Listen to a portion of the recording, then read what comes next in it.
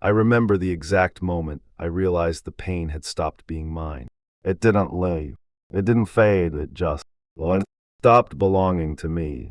It was a small moment, embarrassingly small. The kind of moment no one would ever point to and say that's where it all collapsed. But I felt it quietly, precisely, like something inside me shifted half a centimeter out of place and never returned.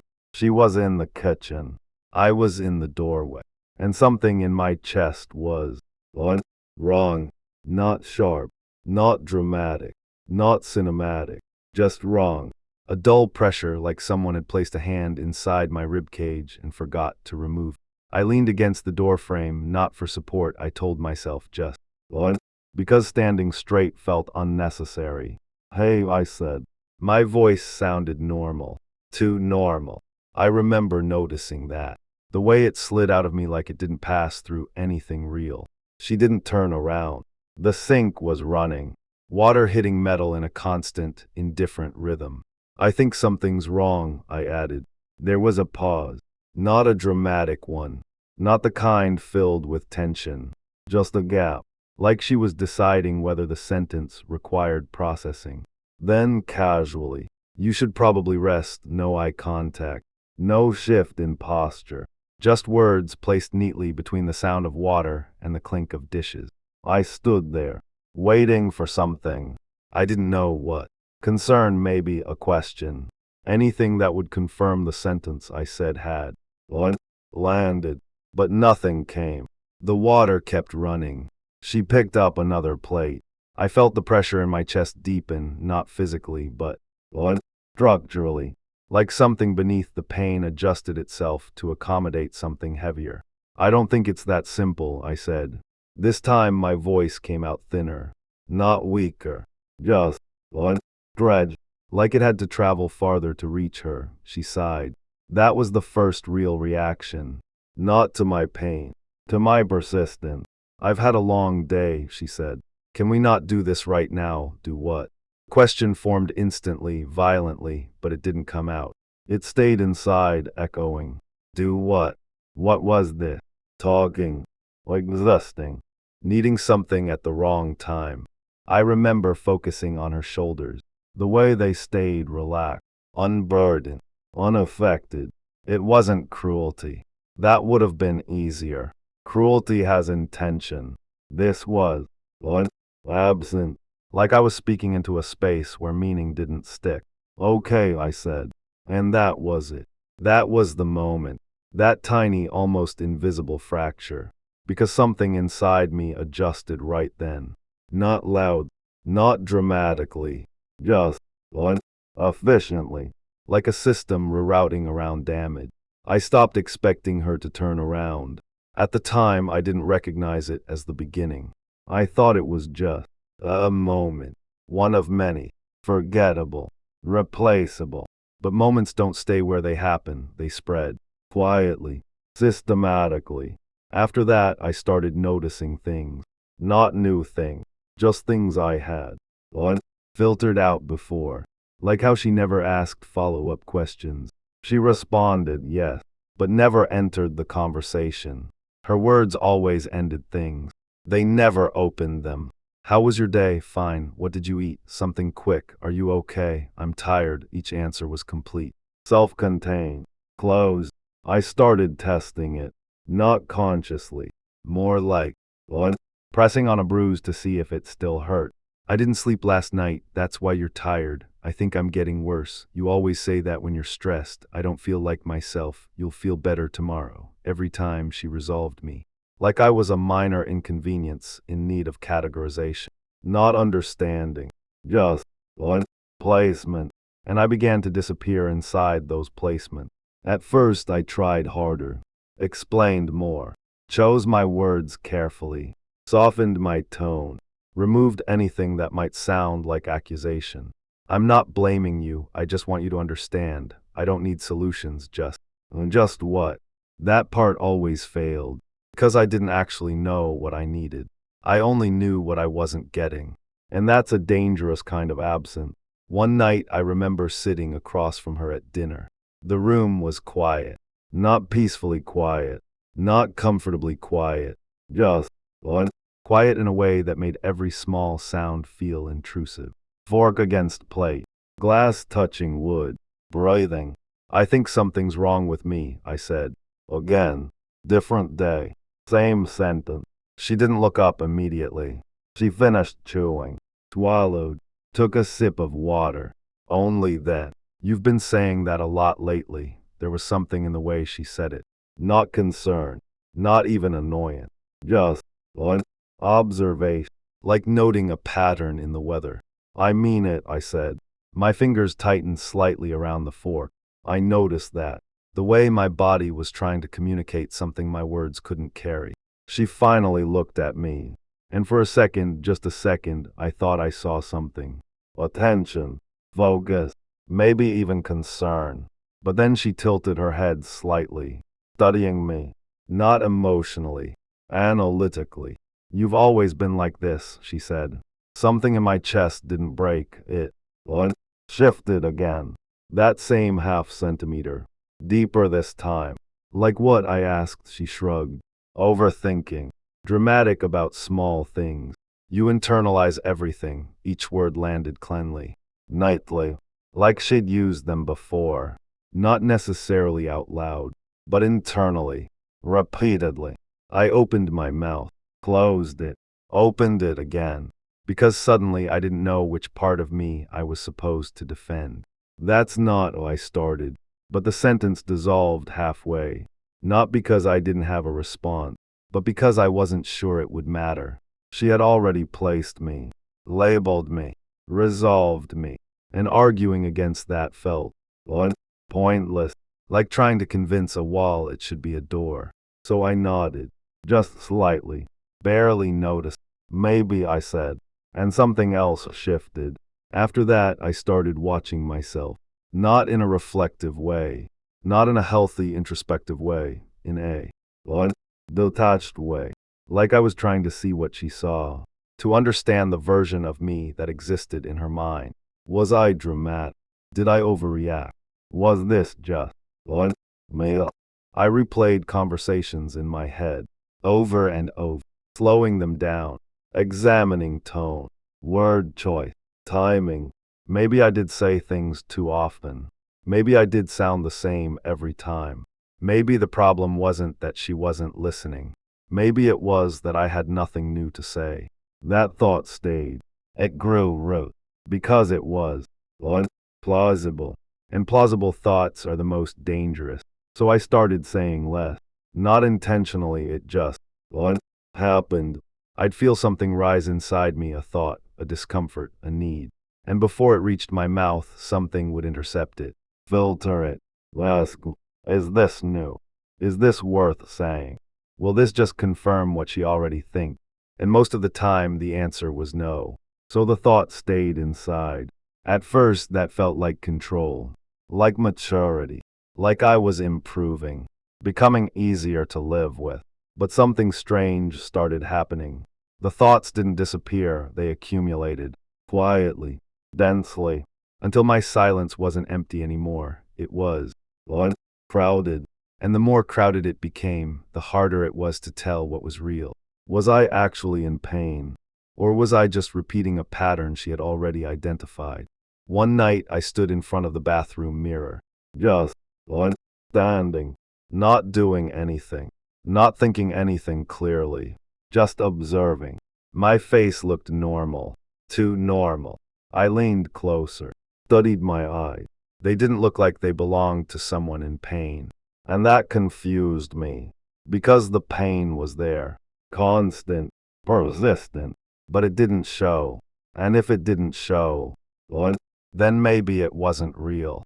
Or worse, maybe it was only real to me. I remember whispering, barely audible, "What's wrong with you?" And for a second, just a second, I didn't know who I was asking. That's when the distance began. Not between me and her, between me and me. Because once you start doubting your own pain, there's no stable ground left. Everything becomes negotiable. Your feelings, your reaction, your memories, even your silence, especially your silence. And that's when it changed again. Because I stopped trying to be understood, not out of anger, not out of resentment, just one exhaustion. And in that exhaustion, something cold and precise started forming. Not a decision, not yet, more like a one direction, subtle, unspoken, a slow, quiet movement away from something I could no longer define. I didn't announce it, I didn't plan it, but I started withdrawing. Not physically, I was still there. Same routine, same space, same presence, but internally I was stepping back, in small, almost imperceptible increments. And the strangest part, she didn't notice, or if she did, it didn't register as anything worth naming, which made it easier and harder, because now there was nothing pushing against me, no resistance, no confrontation, just one space. And in that space, something inside me began to unravel, quietly, systematically, without a sound. The strange thing about disappearing slowly, one, is that no one can tell you when you're gone. There's no moment where someone looks up and says, wait, something's missing, no sound, no rupture, no visible absence. Because you don't leave all at once, you thin out. I didn't wake up one day and decide to walk away. That would have required clarity, conviction, a sense that something definitive had ended. I had none of those things. What I had was quieter, more ambiguous, more dangerous. I had a growing inability to recognize myself inside my own life. It showed up in small ways first, the kind of shifts that don't feel like change, until you try to go back. I stopped finishing sentences, not because I was interrupted, because halfway through speaking, something inside me would ask, why are you saying this? And I wouldn't have an answer that felt solid enough to continue. So the sentence would dissolve, mid-there, unacknowledged. She never asked me to finish. At first I noticed that. Then I adjusted to it. Then I stopped expecting anything else. We developed a rhythm that wasn't built on connection, but on absence. She spoke when necessary. I responded when required. Everything functional, nothing alive. And yet nothing was wrong. Not in a way that could be pointed at. We didn't fight. We didn't argue. We didn't explode. We just didn't reach each other. And the more that became normal, the more I started to question if connection had ever actually been there.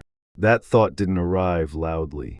It slipped in, disguised as curiosity. Was it always like this? I tried to remember earlier versions of us, conversations, moments, feelings, but memory became unreliable.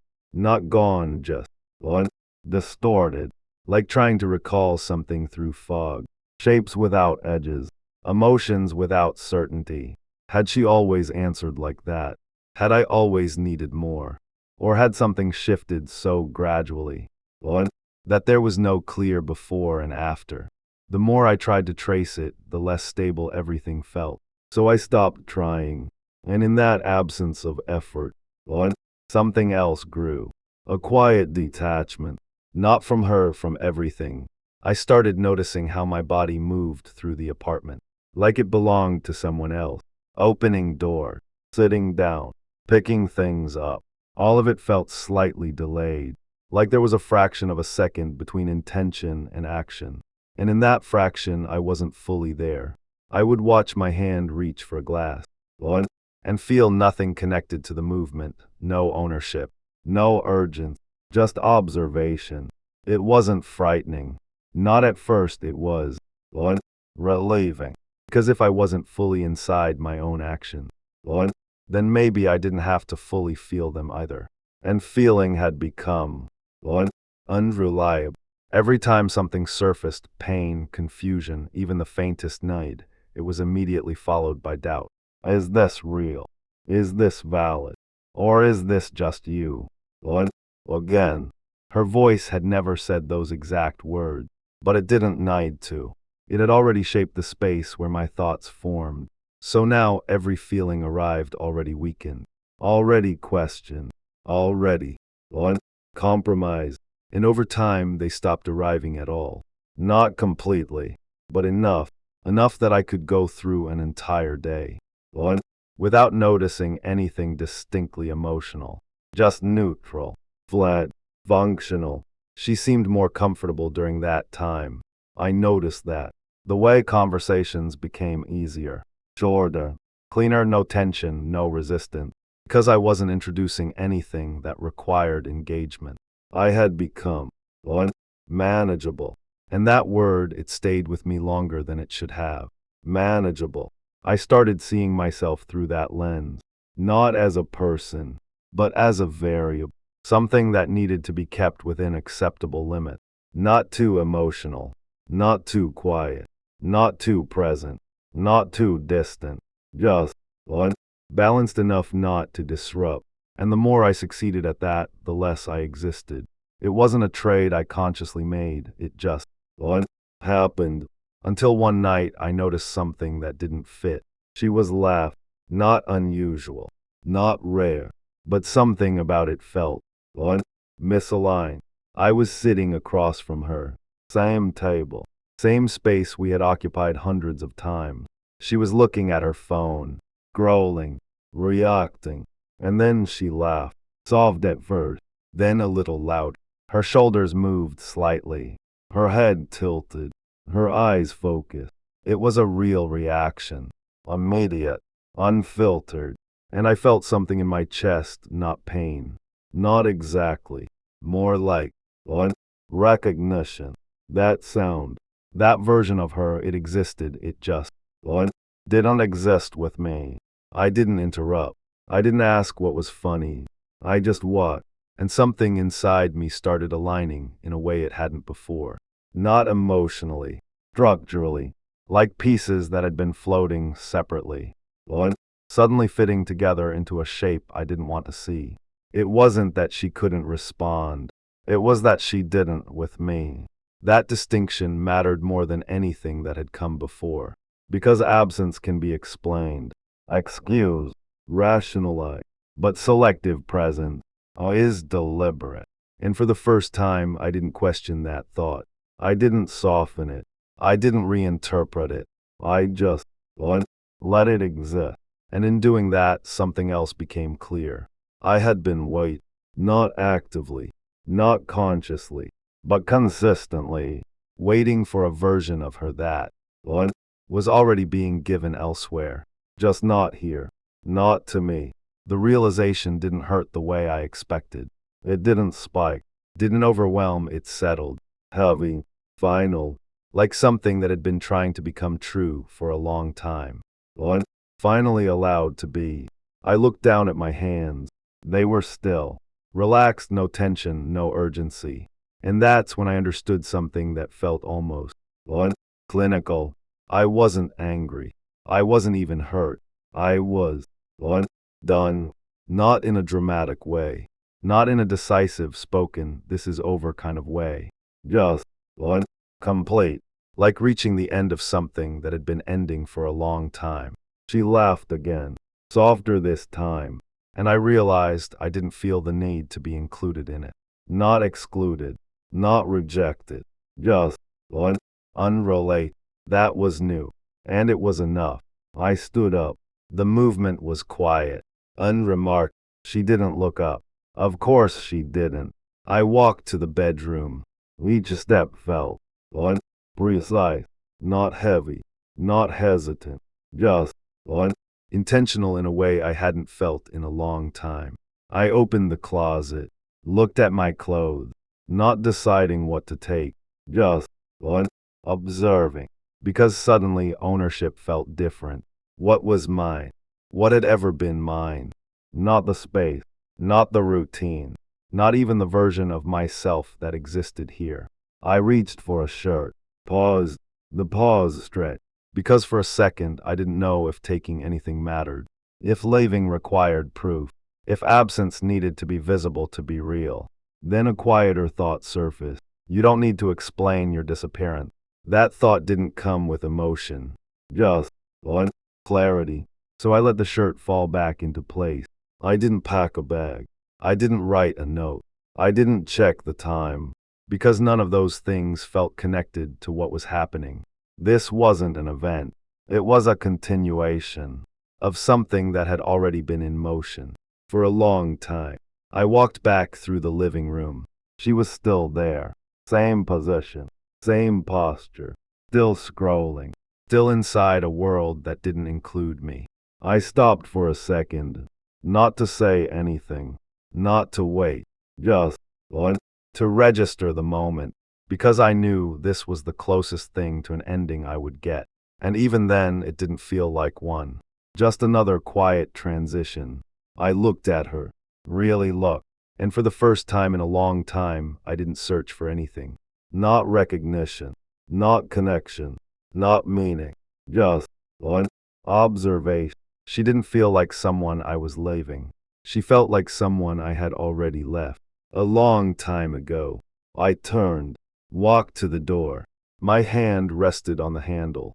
There was a moment, small, almost instinctive, where something inside me asked, "Could you say something?" Not out of hope, not out of doubt, just habit. But the question didn't hold, because there was nothing left to say that hadn't already been dissolved. So I opened the door. The hallway outside was quiet, dim. The air felt different, not fresher, not lighter, just unshared. I stepped out, closed the door behind me. No sound from inside, no movement. Nothing that marked the moment as significant. And that was the most accurate reflection of everything that had happened. No rupture, no acknowledgement, no resistance. Just absent. I stood there for a second, waiting, not for her, for something inside me to react, to confirm that this mattered. But nothing came, no relief, no regret, no clarity. Just the same quiet detachment. Only now there was space around it. I started walking, down the hallway, past doors that looked identical, each step echoing slightly. And with every step, something strange happened. The distance between me and that apartment didn't feel like movement. It felt like recognition, like I was finally catching up to where I had already been. Gone. The elevator doors opened. I stepped inside, pressed the button, watched the doors close, and in the reflection I saw my face, same as before. Normal. Too normal. But this time I didn't question it, because whatever had been wrong was no longer trying to be understood. It had simply moved somewhere I couldn't follow. The elevator descended slowly, and for the first time in a long time, there were no thoughts trying to catch up. No internal voice asking questions, no analysis, no correction. Just silent, not empty, not peaceful, just uninterrupted. The doors opened. I stepped out, and I didn't look back. Not because I was strong, not because I had closure, but because there was nothing behind me that still recognized who I was, and nothing inside me that needed to be recognized anymore. So I walked, and the further I went, the less certain I became of what I had left, or what exactly was still missing. But the absence didn't hurt.